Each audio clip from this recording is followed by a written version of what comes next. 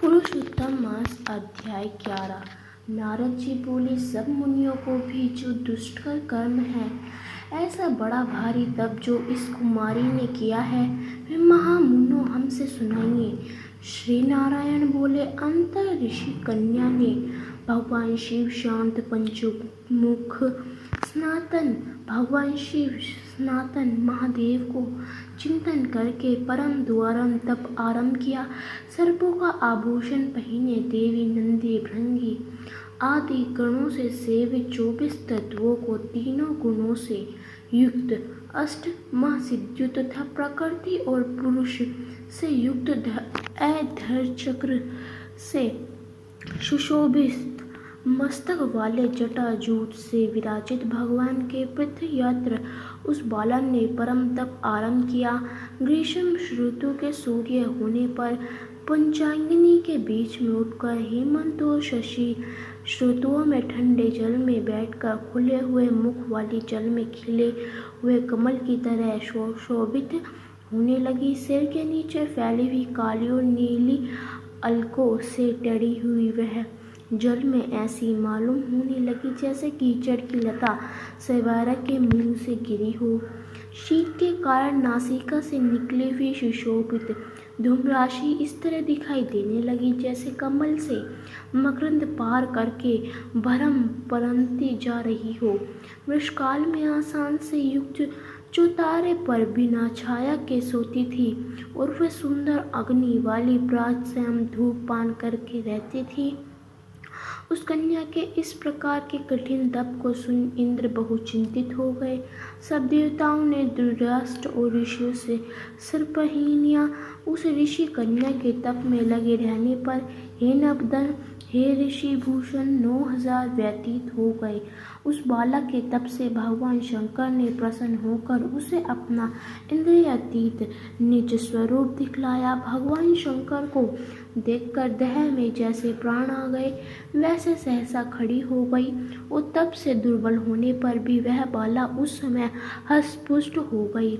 बहुत वायु और धाम से कलश पाई हुई वह शंकर को बहुत अच्छी लगी और उस कन्या ने झुककर पार्वती पति शंकर जी को प्रणाम किया।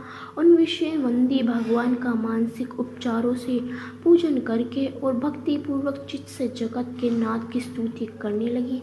कन्या बोली, हे पार्वती प्रिय, हे प्रणाथ, हे प्रभु, हे भृग, हे भूतेश, हे गौरीश, हे शंभु, हे सूम सूर्य निंद्र, हे तम, हे मेरे आधार मुंडस्थि मलिन, आपको प्रणाम है।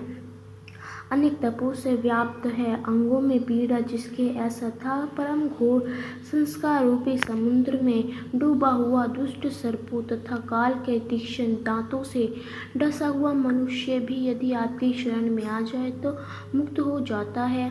हे विभो, जिन आपकी बाणासुर को अपनाया और मरी हुई अलग राजा की रानी पत्नी को दिखाया, ऐसे आप हे दयानाथ भूतेश, चंडेश, भय भवत्रान, मृत्यु प्राणनाथ, हे दक्षिणपति के मुख को ध्वंस करने वाले, हे समस्त शत्रुओं के नाशक, हे सदा भक्तों को संसार से छुड़ाने वाले, हे जन्म के हर्ता, हे प्रथम सृष्टि के कर्ता, हे प्राणनाथ, हे पाप के नाश करने वाले, आपको नमस्कार है। आप सेवकों की रक्षा कीजिए।